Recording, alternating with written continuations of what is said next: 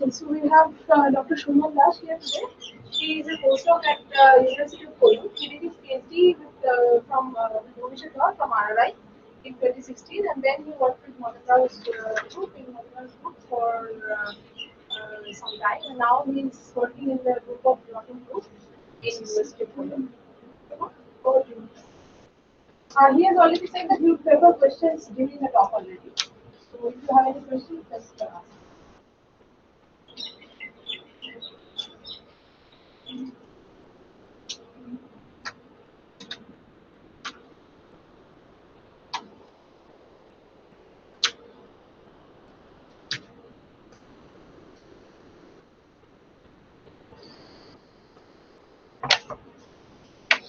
Okay, hello everyone. I'm Suman. I'm going to talk about biology and evolution on a driven disordered fitness landscape. And like she said, the topic may not be familiar to everyone, so just please ask me any questions in between as necessary. Uh, we can keep it interactive. That would be nice. So first, I'll give you a very short introduction on fitness landscapes.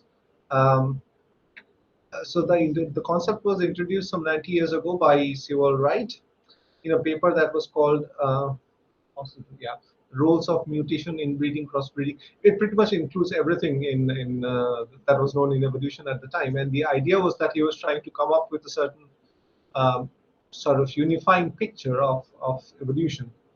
And the picture was evolution as a sort of hill climbing process on a landscape.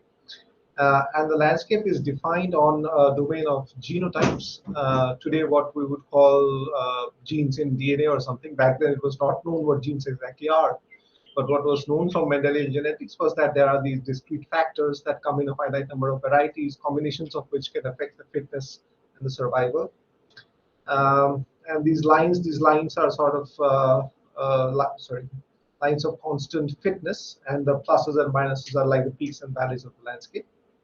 But at the same time, he also mentioned here that the two dimensions of figure 2, and this one is figure 2 in the paper actually, are a very inadequate representation of such a field. So a more adequate representation is really something that is much more high dimensional. And he also provided an example, but I'll show you a better example involving the terminology that we use today.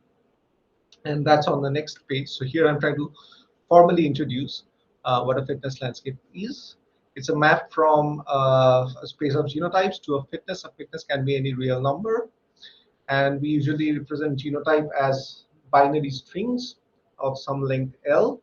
So sigma 1, sigma 2, sigma L, and I will refer to L as the system size, and then the sigmas are either zeros or ones. So the sigma i's represent basically the state of a site. So 0 means that the mutation or the ith mutation is present.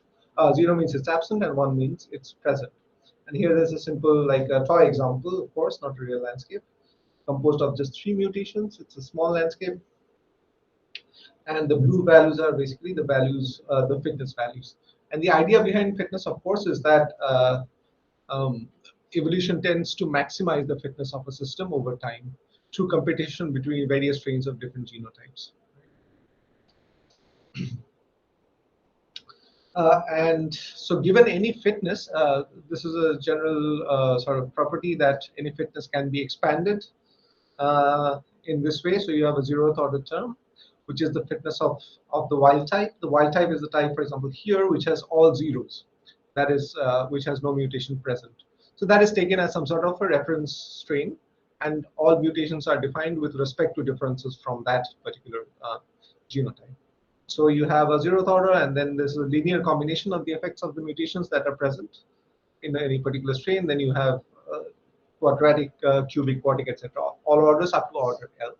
So this is general transform.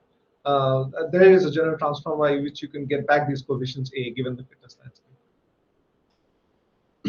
And so these nonlinear terms collectively in genetic language is just, it's called epistasis, but it's basically in terms of physics it's just nonlinearity. And epistasis is important because if there is, when there is no nonlinearity, the fitness landscapes are very simple. I mean, like you have smooth fitness landscape which have a single fitness maximum and a single fitness minimum because of additive effect. So the maximum and minimum must be only at the ends, right? Nothing very interesting can happen. So some of the concepts that are associated with fitness landscapes, one important object is the fitness graph, which is which is a graph with the nodes being the different genotypes themselves. So they are the corners of the hypercube on which the system is defined, right? And the arrows connect neighbors. Neighbors are the genotypes that differ by exactly one mutation. And so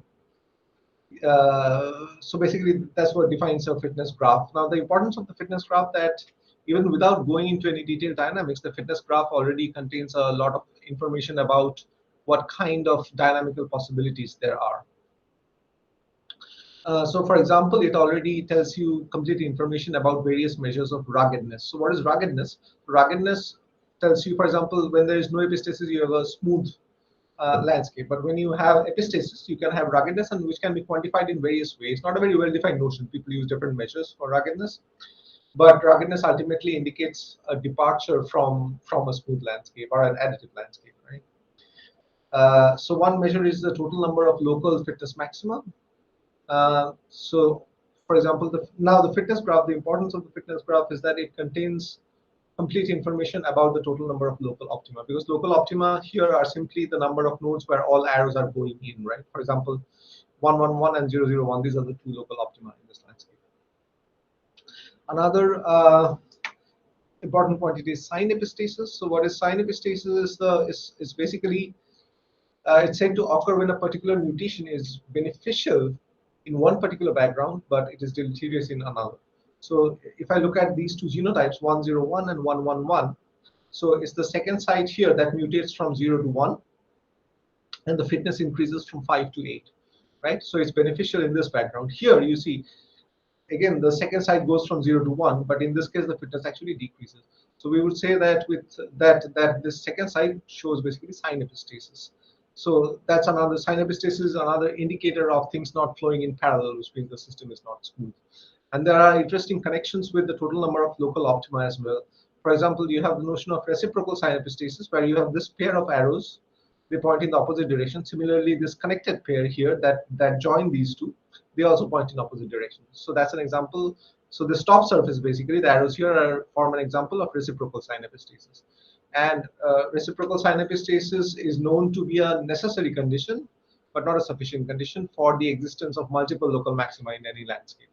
Very recently, in fact, last year, it was proved independently by two groups that you actually need, in order to have k fitness maxima, you need k minus 1 instances of reciprocal sign epistasis. So, I mean, although fitness landscape, the idea is really old, the geometry of this fitness graphs and so on, these are relatively new fields. Again, a couple, yeah. How do you, associate, represent these fitness numbers with this particular other strings? It is strictly binary. One, 0 is 1. 1 is So the fitness numbers, I have just written them down in whatever manner I chose arbitrarily. So there are no first principles. It entirely depends on the system that which genotype, that such and such a genotype has such and such a fitness. So it's system dependent. So here you won't find any obvious connection between the strings themselves and the numbers themselves. But depending on various contexts, they sometimes come out naturally. Like I am going to discuss soon a particular model where we'll see how fitnesses arise.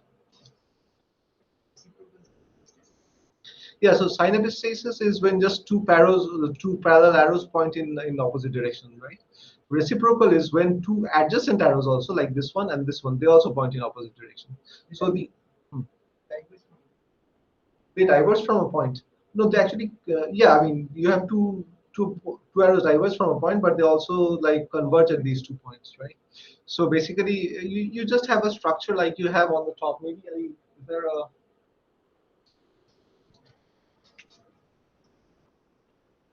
So you have two mutations and correspondingly these four different arrows. Right? maybe you can use this.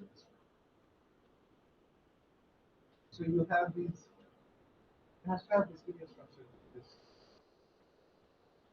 So suppose you have 0, 0, 0, 1, 1, 0, 1, 1. Suppose I'm looking at a landscape with just two mutations, right? So now this arrow, which corresponds to a mutation at the second site, same here, right? But these two have to be in the opposite direction. Similarly, these two arrows also have to be in the opposite direction. So what happens when there are more arrows? More than two possible, then you still define it on two or When there are more than two arrows possible, I'm not sure. When L is larger. uh, yes. Yeah, so you still look at only at pieces. So reciprocal sign stasis is defined with respect to any two mutations, the remainder are fixed. So here, like we are looking at the top surface of the cube. So there is the rest of the cube, but the existence of reciprocal sign stasis always refers to what happens on a 2 by 2. It always has to be some cyclic one. This is not cyclic. These two converge at this point and these two converge at this point. So fitness graphs are, in fact, they cannot be cyclic. They are acyclic directed graphs, and they have to be acyclic because since there is a fitness, you come back to the same point following the arrows. That means somewhere you have violated the condition that your fitness can only arrows point only in the direction of fitness.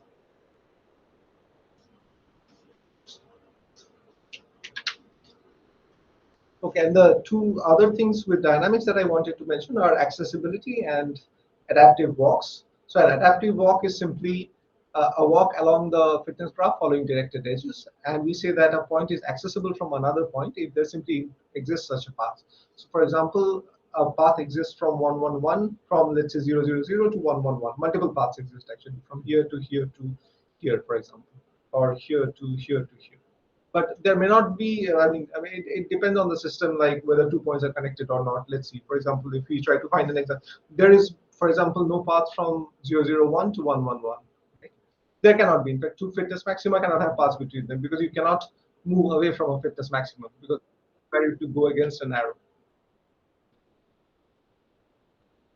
Okay, so with that, I would say that for a long time, of course, the fitness landscape remained a metaphor, but now people can actually measure relatively small fitness landscape at least, and for large ones, they can do random sampling, and then they can interpolate and sort of estimate large fitness landscapes as well. This is a particular example, and this is composed of 4 mutations in TEM50. TEM50 is a particular protein that is present in certain bacteria that confers resistance to certain antibiotics. So here, this is measured in the antibiotic called ampicillin, and this is a fitness graph for a landscape composed of 4 particular mutations in TEM50. So, and here you can see there is one single fitness maximum, only one global maximum, in fact, in this system. So it's also possible to actually study properties of empirical fitness landscapes.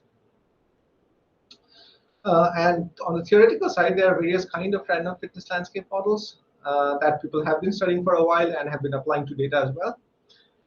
The first model is the uncorrelated fitness values model, which is very similar to the so-called random energy model in physics, where every configuration is assigned an IID random energy. Here, similarly, each genotype is randomly assigned some fitness value, and this is sometimes called the house of cards model for certain historical reasons. And here, for example, this is a highly rugged, in some sense, it's a maximally rugged model. Here, the number of fitness maxima, local fitness maxima, is 2 to the power L by L plus 1, which is actually quite easy to see probably, because 1 by L plus 1 is the probability that a particular genotype is a maximum. Because a genotype is a maximum if it is the maximum of it is the highest value of itself and all its neighbors, and there are a total of L plus 1 of those.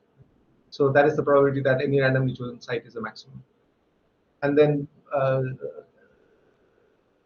the total number is just 1 by L plus 1 times the total number of genotypes, which is 2 to the power L. There is another very widely used model called the NK model. In fact, it's a class of model where now instead of there being uncorrelated fitness values, what we have is that each site out of the L sites has k minus 1 interaction partners.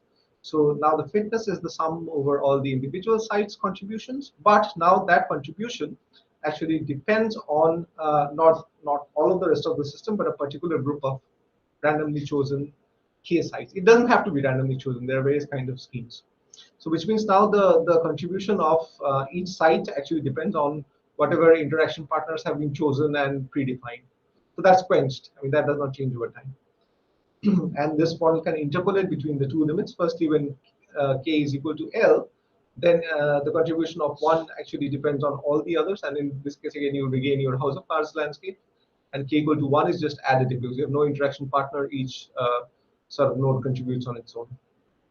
Then another example is the Raghmaun-Fuji model, which is basically sort of an additive model.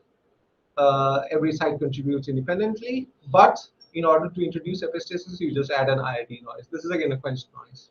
So now you create basically a smooth landscape, but with some perturbations, whose strength you can now control. You can have a parameter in front which can set the strength, basically. So these are some traditional landscape models.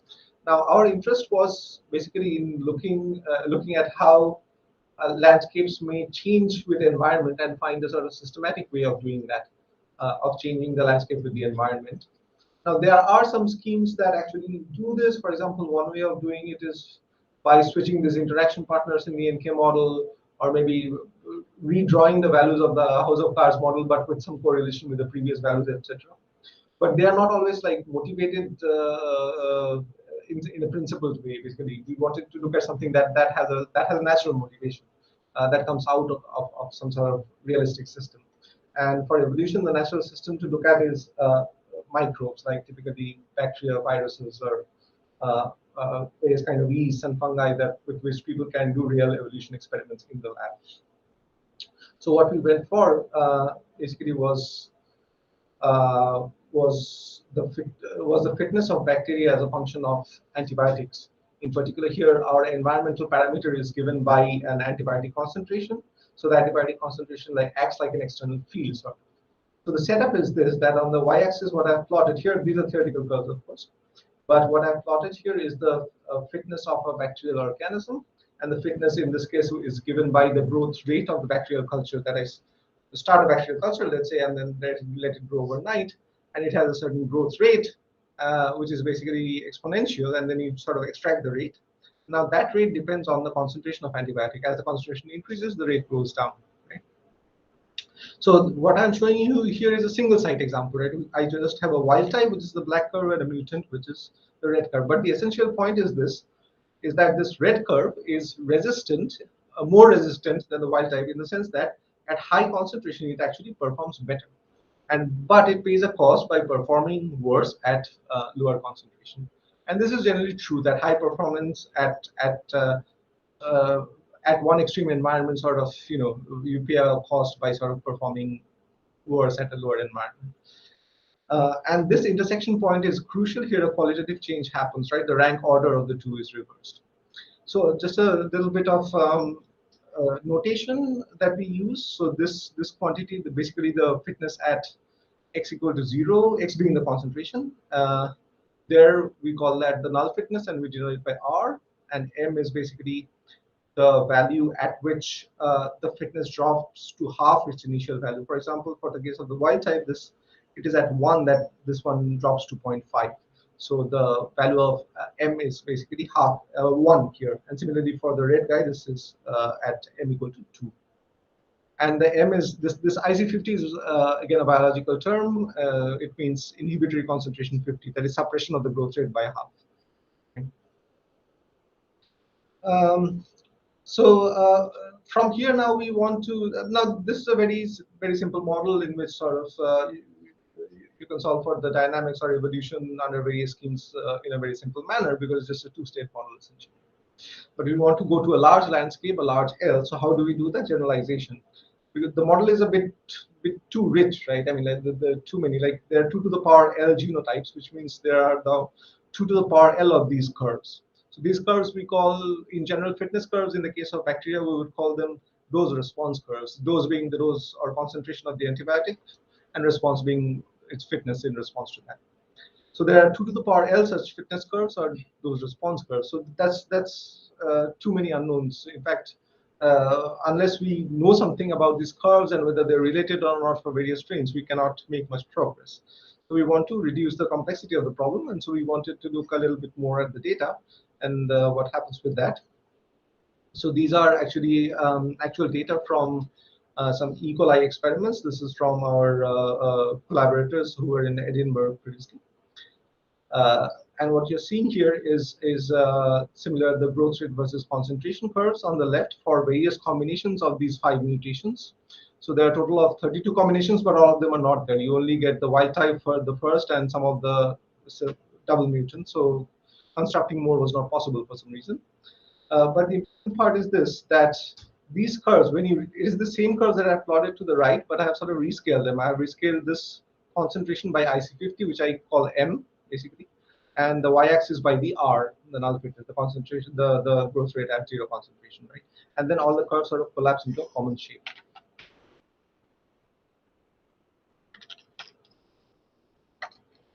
And the common shape has the form of a Hill function. I mean, it can be fitted with a Hill function, and this is something that is commonly known in this community, that bacterial dose response curves have the form of a Hill function. What is interesting is that all of them have the same shape. Basically, they have the same n here. For example, here this is n equal to 4, so all of them 4. This one is 4. But I mean, 4 is not universal. That will, I mean, with a different antibody, it will be something else. But the important thing is that this rescale form is there, that they have a common shape. So that already reduces the complexity quite a bit, right? We know what the shape of the curves is. Now we have to just find these two parameters, this R sigma and M sigma, right? Sigma are the genotypes, so we still have like 2 to the power L parameters to determine. There are 2 to the power L values of R sigma and 2 to the power L values of M sigma. So things would be much simpler if, for example, if this R and M were additive, if R was simply the sum of the mutations that are present in the system without any epistasis, and if M was the sum of similarly the mutations that are present without any epistasis or interaction, right? And that is actually approximately the case in our system. So here, this one shows, for example, so this is the values that you would expect without epistasis, and this is the actually measured values, and only the blue ones marked here have some epistasis. So epistasis is relatively rare, and this sort of thing has also been seen by others in sort of other studies with other systems. It's not universal by any means, but in many systems, this R and M, they combine multiplicatively as a simple product. So I mean, some our product is not particularly important. We just work with F or log F, right? So when it's product, we also say there's no epistasis. So finally, combining all this information together, we arrive at this particular model of our landscapes. Firstly, we have trade-offs where there is a resistance value, Mi, which is greater than 1, and then there is this null fitness value, which is less than 1. And we have these curves, which have a common shape W. In the previous slide, W was the Hill function, right? In general, it could be other forms also. People have also found actually other shapes, for example, exponential or so on. It doesn't particularly matter for the results I will show you. Right. And finally, this R sigma and M sigma, they are just simple multiplicative factors. So Ri to the power sigma I. So if a mutation is absent, there's no contribution because sigma is 0. Otherwise, there's a contribution of just a multiplicative factor. So now with this setup, yeah. So you mentioned there's a trade-off between this R sigma and M sigma. Yes. So is there any uncertainty kind of relation? What do you mean? I mean, since there, I mean, if N sigma is increasing, then R sigma is decreasing. So there, I mean, there is any bound of, I mean, the product should be bounded. Is there any answer? No. So firstly, I should also tell you that trade-offs are not even universal. You'll occasionally find a mutation that has maybe both Ri less than 1 and Mi less than 1, or Ri greater than 1 or Mi greater than 1. Now the point is they are rare and also they are relatively unimportant. The reason is that when there is no trade-off, so for example, consider the case where Ri is greater than 1 and Mi is greater than 1, right? So this function F sigma that I have here, it's an increasing function of both R and M. So when there is no trade-off, you would always want that mutation. That is always better. So you consider any measure of ruggedness or any dynamics, that mutation will always be included. So there's no decision-making process, or it will not be excluded from any measure of ruggedness or any adaptive walk. It will always be present. On the other hand, if for some system both Ri and Mi are less than 1, then you can always drop it out. It's never going to sort of any adaptive walk will not actually include it because it's deleterious always with respect to all backgrounds. So in that sense, we can exclude them for this reason. But it's not the case that it cannot happen. And no, there's no strong requirement that if Ri has to be this much, if Ri is this much less, then Mi has to be that much more. It's not there. Here, I mean, and for the model, we have just only imposed this particular restriction. And when we have drawn these random numbers, we have drawn them actually as basically ID variables. without any further restrictions on what their actual value should be. Okay. Right. So now a couple of things to point out. One is that we have achieved a certain reduction of complexity from 2 to the power L fitness curves to 1 fitness curve, right? The W is basically W, and then we have plus 2L parameter values, the 2L being the L values of R, Ri, and the L values of Mi. Okay, so now the problem can be more or less broken down into two components. One is the topography of landscapes as a function of X, and the other is what happens if you sort of change X in real time. So I'll address the first part first, and if I have time, then I will also go to the second part. I'll tell you when. Okay. So firstly, the simplest case is that of a landscape with 2 sites only. So you can see what happens here. There are basically these 7 sort of qualitatively distinct regions with 5 different fitness graphs. So the first region A, it is defined by, for example, it has only one fitness maximum, which is 0, 0. So the fitness maxima are in red, and all these arrows sort of flow towards the fitness maximum at A, right? What's happening? Oh, I was stepping on something. Okay. And then as the intersections occur between the various curves, so the arrows sort of reverse one by one. So for example, this arrow goes from 0, 0 to 1, 0, right here. And now this is no longer fitness maximum, but we have a new fitness maximum. Similarly, this arrow also inverts, and here now we have 2 fitness maximum. So this is the central region, C plus D plus E, where we have the maximum amount of ruggedness, being we have sign epistasis and 2 fitness maxima. Yeah.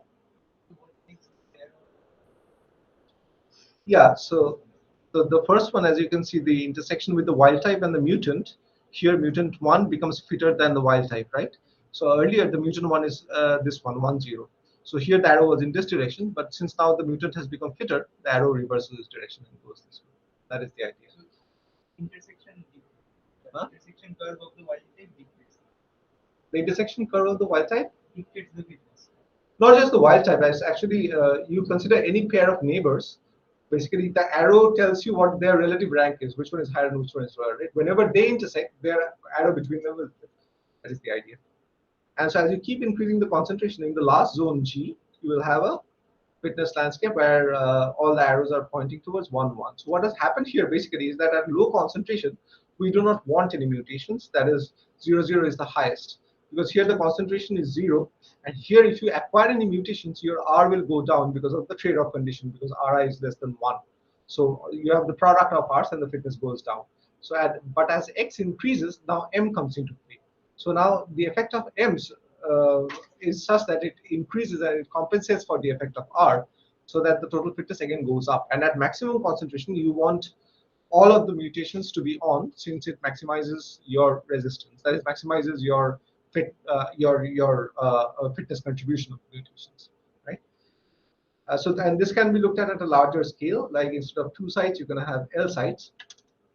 That is what is shown in this graph. If you look at the green dashed line here, that gives you the total number of, actually the average number of fitness maxima. So here what I've done is, here L is actually 16. I've not mentioned it here, I think. But this log R and log M, this have been chosen as half Gaussian ID random variables for no particular reason other than simple numerical convenience. And then, as you can see, once again, at low concentration, only the wild type is the fittest. So there's 1 fitness maximum.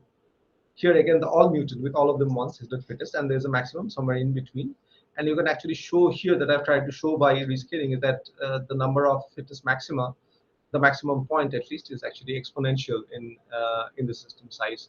So the fitness landscape at intermediate concentrations is actually very rugged. So it is a very high number of fitness maxima. And the other thing to notice here is that I have plotted fitness maxima, the number of fitness maxima which have a given number of mutations. So for example, this red line is the number of fitness maxima that has specifically 8 mutations. Similarly, this has 10 mutations and so on. And the location of these maxima, this you can sort of check numerically, is that the log of this quantity, the log of the location of this X max with n mutations, is linearly spaced, n times average of log m, where m is a single mutation, mutational effect, right, on the resistance. Uh, and one can also directly ask how many mutations are there in a fitness maxima. So the average number of mutations in a fitness maxima. And here n max turns out to be something like log of x by average of log of m.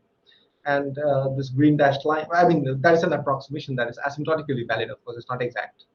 Asymptotically, this green dashed line sort of coincides with this numerically obtained values, right? So the question is why? I mean, why is the optimal number of mutations in a fitness maxima proportional to the logarithm of x, and where does this factor come in from? But it's interesting though that all the other features of the distribution are essentially gone. The fact that we had assumed this particular form of the fitness function, or the actually to the leading order, even the characteristics of the distribution of R, that is no longer there in the final leading order expression of n max, right? What Yeah. is this average over log m average? Yeah. So right. So I had chosen the Ri and Mi. So there are L mutations. So Ri I equal to 1 through L, and Mi I equal to 1 through L. So these are I random variables, right? So these are chosen as half Gaussian I random variables. So log M is basically log Mi and then average, and the average over its distribution. So this is the average mutational effect on M of a particular of any mutation. And one sort of heuristic way of understanding this is to sort of realize that the number of mutations sort of plays a key role here, because like I mentioned that uh, at low concentration we do not want any mutations. At high concentration we want all the mutations, and at intermediate concentration what do we want? We want an intermediate number of mutations, and that intermediate number of mutations, optimal mutations, can be actually computed. To compute it exactly is very hard, but to have a rough idea of this from where this comes out, that's easy. And that's easy because you can just look at this quantity, right? This you can take the log of this, and you can sort of then look at the average of this. And what happens for large L? For large L, we are also interested in values of x that are also themselves large, right? That are not near the very ends. So in that case, we can sort of say that we have here log of r sigma, but then r sigma is the product of the ri's, which is approximately n times the average of minus log r, right? Because the distribution becomes now sharply peaked around its average, so we can make this rough approximation. And similarly here, x by m sigma, x can be m sigma, we can write it as e to the power log m sigma, but that's again roughly n times average of log m. So now if you look at these two quantities, both of them depend on n, right? And in opposite ways, sort of. So here this is a decreasing function. Here we have an increasing function, the second term, and it's basically this is the trade-off that happens. So you can now maximize this quantity with respect to n, and that is precisely this answer. So this, of course, this are the full statistics that we are not calculating. But if you just want to understand the leading order, this is sort of enough. This is where it comes out.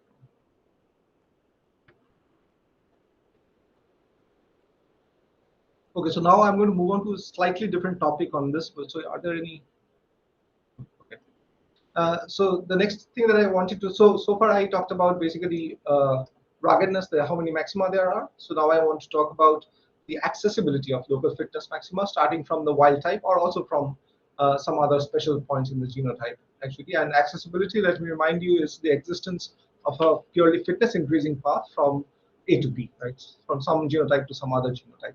In order to do that, I personally want to sort of use a slightly different language. So instead of thinking of genotypes as bit strings, strings of like zeros and ones, we'll think of them as sets of mutations, right? So because right. For example, here sigma one. Let's say sigma one is the string 1011, but we can also represent it as string 134. Basically, we take the sites at which there is a one. So there's one at the first site and the third site and the fourth site. Whereas sigma 2 is there's a one at the first site and the fourth site. So there's a one-to-one map from strings to sets, right? Of size sets being now the sizes of the sets are not fixed, of course, unlike the string, right? So because any number of them can be one. And so once we have defined genotypes, or when we have denoted genotypes as sets, then we can also define the usual relationships on sets.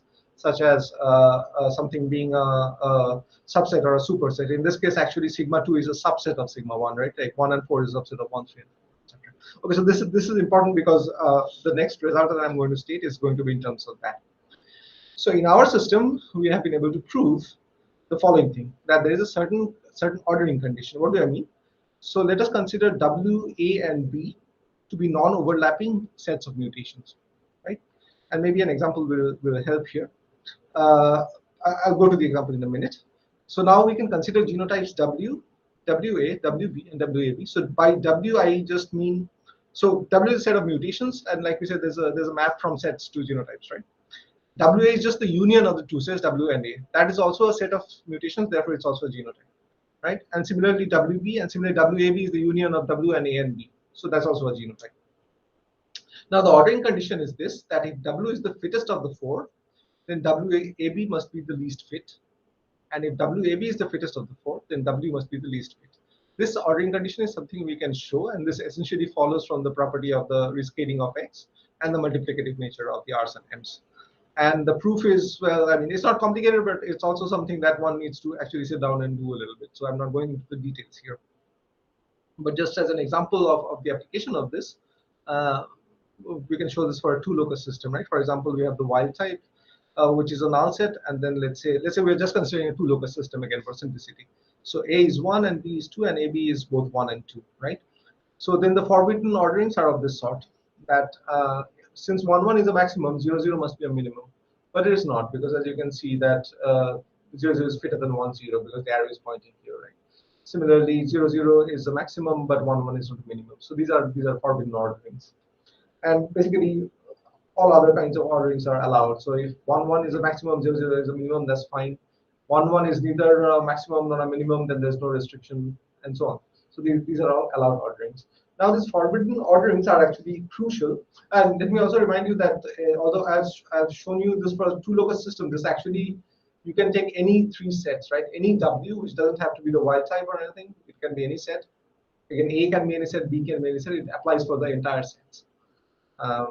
Okay, now these forbidden orderings can actually be used to prove a certain theorem, which we were very happy to find, which is that every fitness maximum, that's called sigma, is accessible from all its subsets and supersets through all direct paths. Direct paths being shortest paths, that is the shortest distance between the two, which is actually just equal to the Hamming distance, right? So if you switch on all zeros to ones or something like that. So like as an example here, let's say you have 0, 1, 1, 1, right? And these, all the curves connected by blue, you can check that they are its subsets. They are the subsets of 0, 1, 1, 1. And all it is accessible through all the direct paths. So 0, 1, 0, 0, our direct path would be here. So this is a subset. So you can just switch on the positions which are not yet 1. So you switch on here the second position and then the third position. You can also do it in any other order, right? So because all direct paths are accessible. And this depends on the previous forbidden ordering condition. And you can prove this. Once again, the proof is not exactly trivial. I mean, it takes a little bit of work to do, but it's given in our paper that I don't know where I had shown initially. This is the paper now. Yeah, but the main idea behind the proof is this, that you start with consider any fitness maximum. Now, all its neighbors are either subsets or supersets, trivially, right? Because they have one more one or one less one, right? So they're of course accessible from them by the definition of local fitness maximum. Now you go to the local fitness, you go to those neighbors and then consider their neighbors. Now you have this kind of two-locus system that I just discussed in the previous slide. And then you show that if the fitness maxima are not accessible from there, then you basically violate the ordering condition. You generate one of the ordering conditions if you fail to access the local fitness maximum. So that's how you expand outwards. That's how the proof goes. And one corollary of this, firstly, is that all fitness maxima are accessible from the wild type and the all mutant. Because the wild type is the null set, and the null set is a subset of every set. So the wild type has every single fitness maximum in the system can be reached from the wild type via just switching on ones in succession.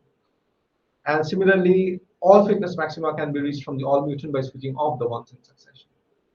So that's one interesting result. And the other thing is that we of course proved this for. We were interested in this for our own reasons, for the model that I just showed, but it holds a little more generally.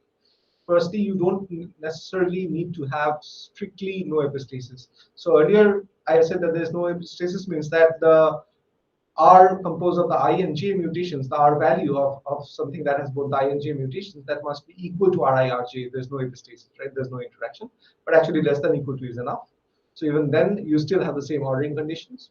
And the other thing is that even if you forget our model completely, if you only consider models which have positive epistasis between any two mutations, that is, the joint effect of any two mutations is actually less than or equal to the sum of the effects of the individual two mutations. Even in that case, you can show that these forbidden orderings are not possible, and that is sufficient to actually obtain this particular accessibility theorem. So it's actually more general than the conditions of our model. And so finally, there's something I would like to point out is that this coexistence of like high ruggedness and high accessibility, that is actually not all that common. So usually what happens is that one has, I mean, in the typically studied models, they usually belong to one of these two classes. So one is a low ruggedness landscape where there are very few maximum, maybe one maximum, and then that's accessible from almost everywhere, right? And in the other case, we have very high ruggedness models like the house of cards model that I mentioned earlier, where the density of maxima is very high, but then they are of low accessibility, that they are accessible only from a very few relatively, from a small neighborhood around them. Here, on the other hand, we have high ruggedness and high accessibility. So the typically at any macroscopic X, we have exponentially large number of fitness maxima. At the same time, they are also actually accessible from a very large number of, they're accessible from all their subsets and supersets. So any maximum that has, for example, n mutations, so its subset has a size 2 to the power n, right? And its superset 2 to the power l minus n. So once again, it is sort of accessible from at least an exponentially large number of other genotypes. So these properties usually do not coexist. But in our case, I mean, there's no reason for them not to coexist. But in our model, this kind of property comes out naturally, that this coexistence of the two phenomena. Okay. So now I would also like to sort of point out what might be the consequence of this sort of high accessibility. So here I have sort of, these are simulation results on evolutionary dynamics done again through adaptive walks that I was talking about. So let us focus at the sort of red curve. So what I've plotted here on the x-axis, as usual, is the concentration x.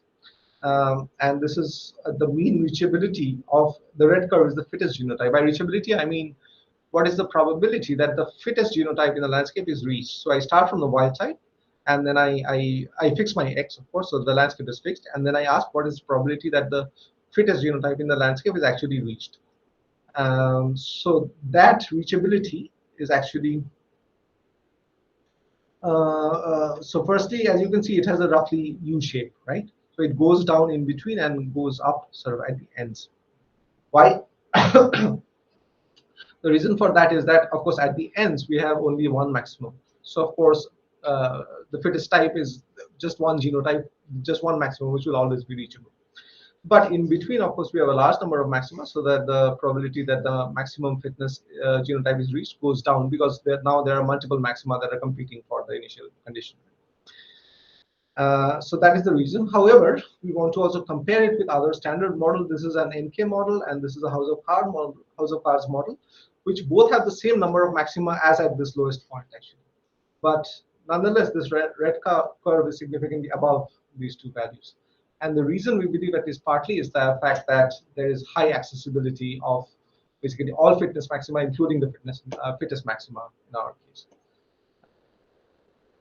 So it is basically an accessibility enhancing landscape despite the same ruggedness. So the claim that I made qualitatively earlier, but here now you can actually see the difference.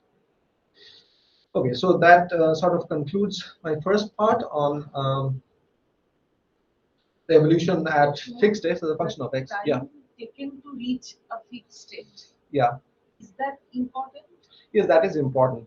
actually, and that is what something we are working on now, and that is usually called the length of an adaptive walk. So the total number of steps that you have taken towards it. So, and initially, my expectation was that the total length of the adaptive walk would be comparable to the total number of mutations, that it will stick with this sort of sub landscape. If I look at this one and I start would from 0 to expect 0, it to behave more like the first passage time. it is like a first passage. Yes. It is like a first passage time, but on the other hand, I mean, it's also not a. It's a very directed walk, right? And True, it can never decrease its quickness. yes, That's what you mean. yes, yes. And I had expected that it will more or less, for example, 000, if it is to end up in 0111, whereas maybe most of the time it stays within this blue sub landscape. It turns out that's not where it happens. It sort of goes far away, it comes back, etc. It zigs and zags outside. So actually, yeah. So we are looking at that now and trying to understand how the length behaves. But in the plot that you showed, that is not taken into account, right? It's just that eventually it is used. Yes, eventually it is used. Okay. So now the second part is actually evolution under slowly changing concentration, and this actually goes into a completely different direction. So if you have any questions, I'm not sure at this point. I mean, this itself usually takes more than half an hour. So what should I do? Should I highlight it or just a? 15 minutes. Okay. So what I can do, I don't think I can cover the full thing, but I can give you basically the setup and maybe there's just the highlight of the results, right? So for evolution under slowly changing concentration, here the difference is that earlier we had not changed x, we had not made x a function of time. We're looking at what happens once a value of x is specified. So here we now want to construct a way of studying these quantities as well, right? So, I'm plotting once more a graph of the kind that I plotted earlier. And the idea is this: that now I will start from the wild type, let's say at 0 concentration. Then I will change the x slowly, quasi-statically. And by quasi-statically, I mean that it's slow enough that at any concentration, the system always reaches some local fitness maximum. Right? So. So now, how do I understand this system? And that's by construction of something that we call a state transition graph. And the same kind of sort of state transition graph has been used to study recently certain driven disorder systems like shared amorphous solids and so on. But the idea in our case is this: suppose I start from concentration 0 at the wild time, which is the local fitness maximum, and then I increase the concentration. Then there will be a point, basically here, the intersection point A, at which the system jumps to the new fitness maximum 10. Now, as I change it further, there will be a point at which, for example, I will encounter the region C, which begins at the point B, right, where I have 10 and where 01 is also a new fitness maximum, where is also a fitness maximum. Now the system stays at the state 10. It does not actually jump to 01 because 10 is still stable, so there's no reason for it to change. But now at the point C, 10 loses stability, right? So now we have only 01. So now it must jump from here to here at the point C. And then it goes to 0.11 and so on. So the black arrows represent these jumps under increasing concentration and the red ones under decreasing concentration. But the interesting thing that has happened is that hysteresis has happened in between here, right? Because you see this jump happens at the point C and this jump happens at the point B, right? So, so the first thing, okay, so the hysteresis is actually showed here. This little loop is the one where this bounded by the C and B. And this is basically, if I now abstract away this black and red arrow that I constructed here, I now get a new kind of graph, which we call the state transition graph. So the black arrows give me the changes between these states as the concentration increases. So the nodes of this graph are the stable states. Stable states are basically states which are fitness maxima at some concentration, at any concentration. And since it's quasi-static, basically we know that at any concentration it will eventually reach a steady state. Eventually reach a fitness maximum. So we construct this fitness maxima, and at every fitness maxima, from this graph we know what happens if we slowly change the concentration, either in the increasing direction or in the decreasing direction. From 10, if I increase the concentration, then I go to 01. If I decrease, I go to 00. And also notice that these are no longer nearest neighbors. I mean, here 10 and 01, they are not neighbors because both sides have changed, right? So there's an intermediate adaptive walk that has happened at the unstable point when 10 become unstable under increasing concentration, basically at this point C. So it had to take two steps. 10 had to go from 10 to 11 and then to 01. but those intermediate steps are not represented. We are only dealing with the stable states. So okay, this is of course kind of a very simple example, and we want to go into sort of more details and what happens for larger L and so on. So the first step would be to understand what are the stable states, enumerate the stable states in general, and the second step would be to sort of construct the graph and study the properties of the graph topology.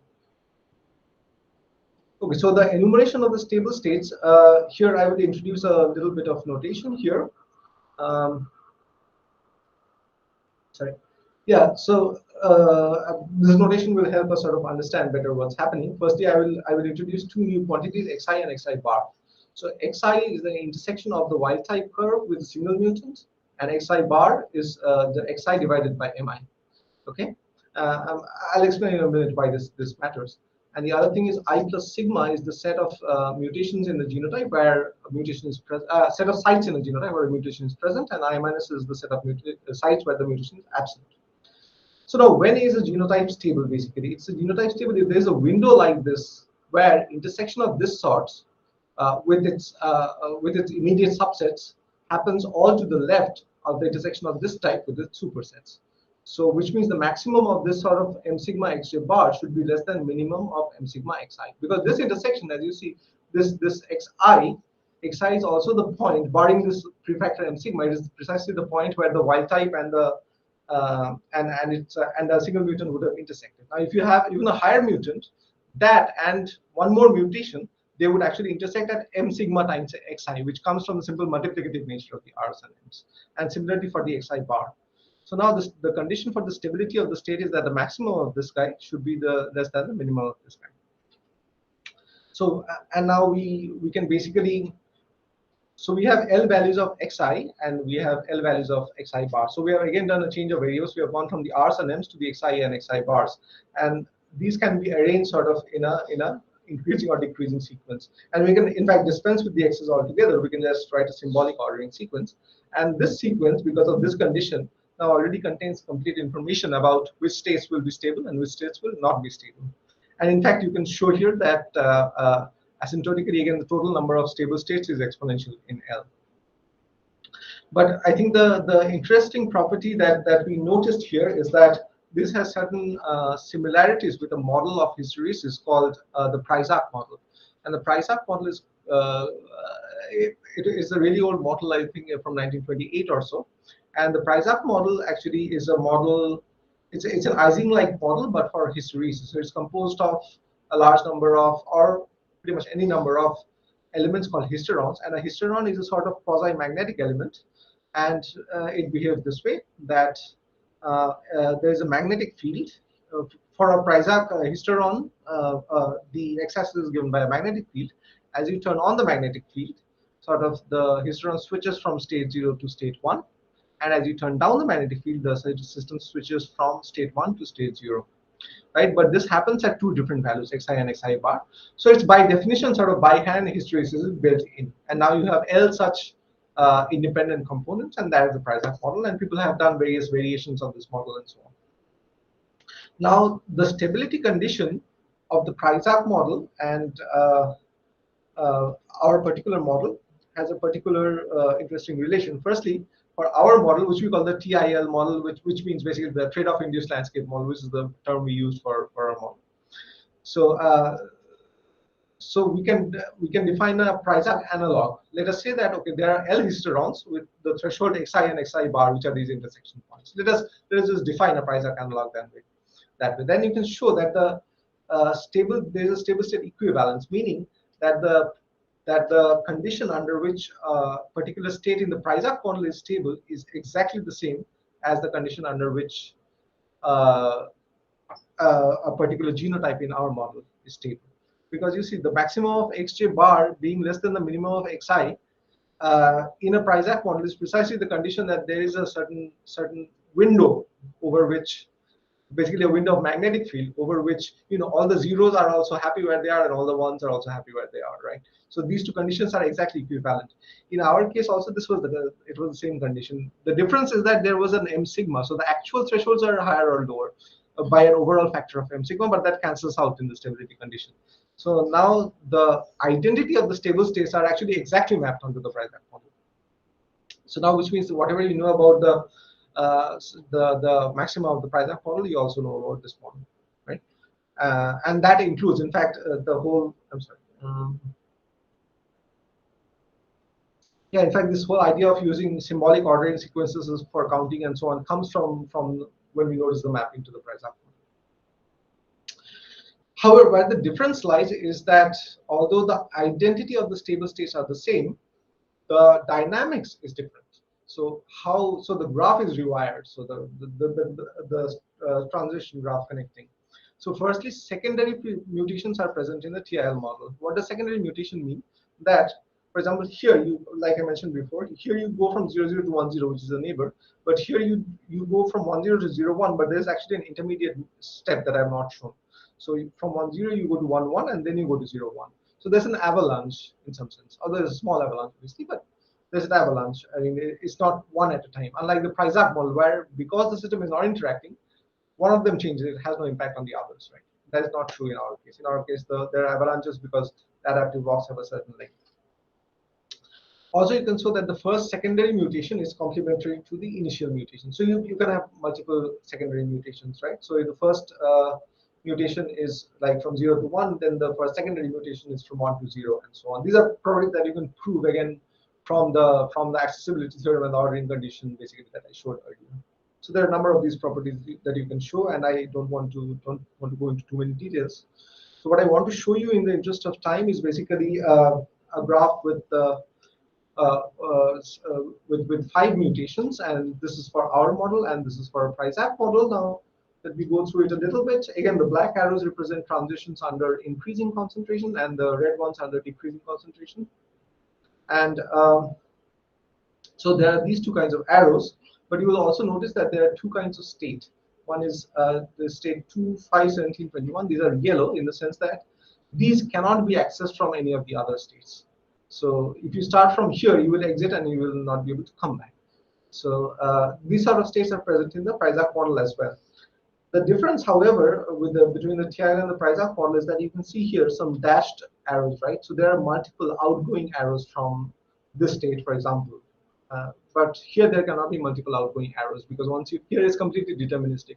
In our case, however, as you change x, multiple paths may open up. So the system ultimately remains stochastic, right? So here I'm only showing all the possibilities and not telling you which one will be actually taken. So that's another crucial difference between these two.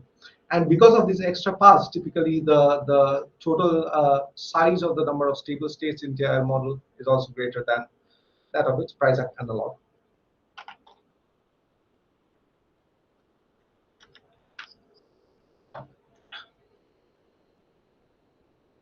Okay, and the other thing that I should mention, which is not specific to the TIL model, but it's also generally present typically in disordered system, is that the system has a certain amount of memory. First, you will of course notice that there are hysteresis loops, right? For example, once you go here, then you can go here, here, here, and then come back by a different path to this point. Right? So you don't follow the exact same path while coming back.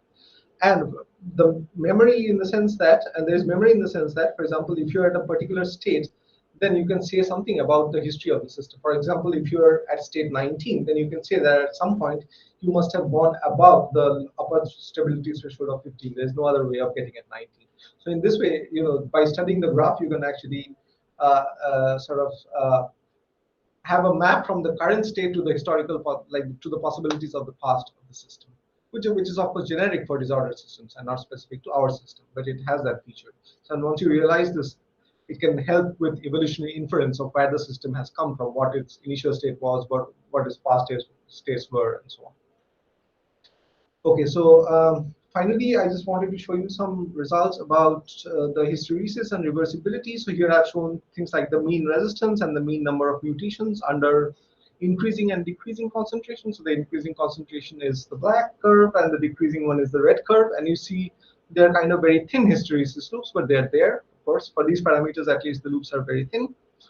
And also here I have used two kinds of drive. One is the quasi-static one that I have discussed so far but I've also used the one where the concentration does not change continuously, but actually changes by jumps, that is changed by a factor of this average of m, that is a single mutation effect, to the power alpha, and alpha equal to 0, that limit constitutes, corresponds to quasi-static change.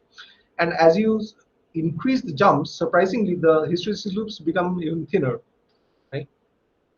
I mean, I don't know if it's surprising or not. I was initially surprised, but the reason is basically that when you have longer jumps, then then correlation with the past is lost at a faster rate, sort of. So you do not remember exactly where you came from anymore. So then the forward and reverse trajectories are much closer to each other. However, although these phenotypic properties like the mean number of mutation and resistance, etc., they come closer together when the rate of change is higher. What happens is that if you look at the genotype, then this du is the distance between the forward and the reverse trajectory, the genotypic distance between genotypes at a given x between the forward and reverse trajectories. That actually goes up as alpha goes up. So which means that the genotypic distance between the Hamming distance between the genotypes at the forward and the backward trajectories, they increase with higher rate of change of the external field, but the phenotypic distance decreases. Now, which means there are of course many genotypes with a very similar phenotype, right? Of course, that has to happen. So the point is that when you have large jumps, you don't have much memory of the past, which means now you are going to some random genotype, but the phenotype that is being selected for is typical of that concentration. That is, you're ending up at a typical fitness maximum. So remember that there is an optimum n, right? So there are something like L choose n fitness optima, which is also actually exponential in L. You will go back in, you will end up in one of those, but in the limit of large n, most of them have very similar fitnesses and phenotypic properties, but they are also very distant from each other. So that's why the genotypic distance is higher at larger alpha, but the phenotypes are actually very close to each other. So that's at least the qualitative understanding. And in summary, so we have changing landscape based on intersecting fitness curves, and we have seen that this leads to high epistasis, that is high ruggedness, but the high ruggedness also coexists with high accessibility, which is an unusual feature. And finally, evolution under this changing concentration, we can see that to some extent it can be mapped exactly to certain driven disorder systems, and basically insights from there, and effects such as hysteresis and memory of driving history, such typical disorder systems effects are also present in these biological evolutionary systems. So with that, our collaborators, this work was done mostly with Joachim Krug and Mohitin Mungan at University of Cologne.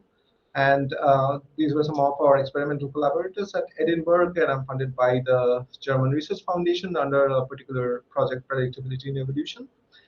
And thank you for your attention.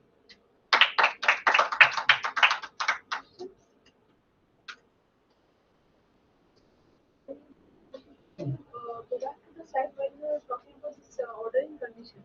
Mm-hmm. What were the exact assumptions on f and the function f sigma? On the function f sigma? Yeah. So you had some conditions, right? This cannot. No, this is of course not general. So the model, right? So yeah. So the for model. which you derive this theorem. So the important so this is the model. Firstly, so on the function f sigma, firstly the fitness has to satisfy the scaling, and secondly, this function w, there is a condition that the two curves or two neighboring curves, they cannot intersect more than once actually. So you cannot. What do you mean by two neighboring curves? If you have two genotypic neighbors that differ by one mutation, then they cannot intersect more than once. W has to be chosen in that way. For example, Hill function satisfies that condition. The Hill function according to which actually I had drawn, for example, this, or according to which the data was fitted.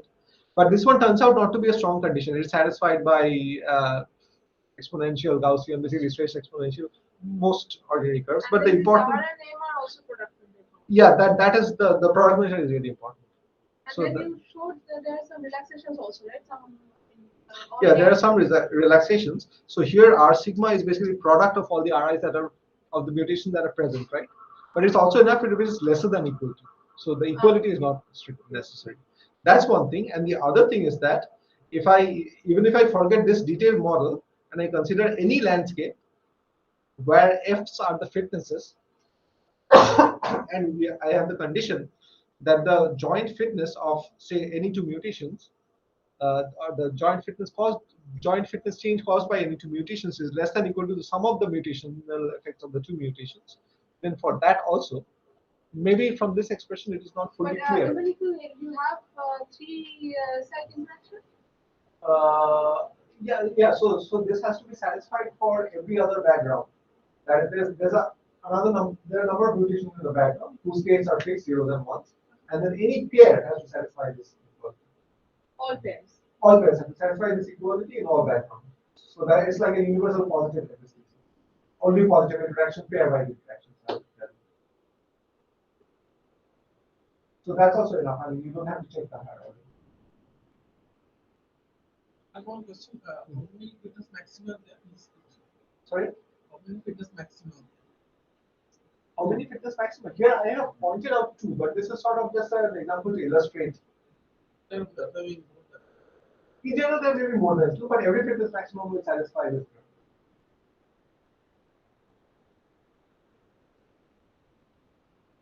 this. Yeah. This RI and MI, while you simulate this model numerically, you have chosen this.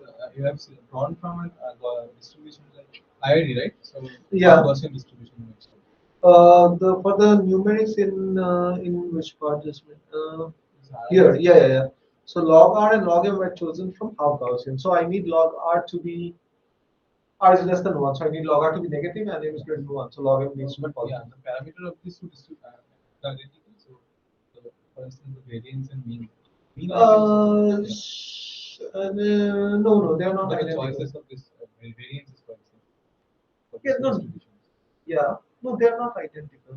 No, but is there a relation between these two? Not particularly, because you see, I mean, the overall scale doesn't really matter. For M, the overall scale can be just absorbed into X, and that amounts to an overall unit for X, right? And similarly for F, for R, it just any overall factor can once again be absorbed into baseline for F, the fitness of the Y type. So the scaling actually makes no qualitative difference to this. Shouldn't there be a relation between this R and M? You mean realistically? Yeah, I mean. Yeah, you mean in a real system, you would expect some sort of a negative correlation that if R tends to be low, that M tends to be high. Yeah, but we did not assume. We assume that all the R's relative to the Y type are low and M are high, but we did not assume any correlation between them. Yeah, but realistically, perhaps I mean, there have been some studies which actually do find weak correlations between R and M. Are there any other questions?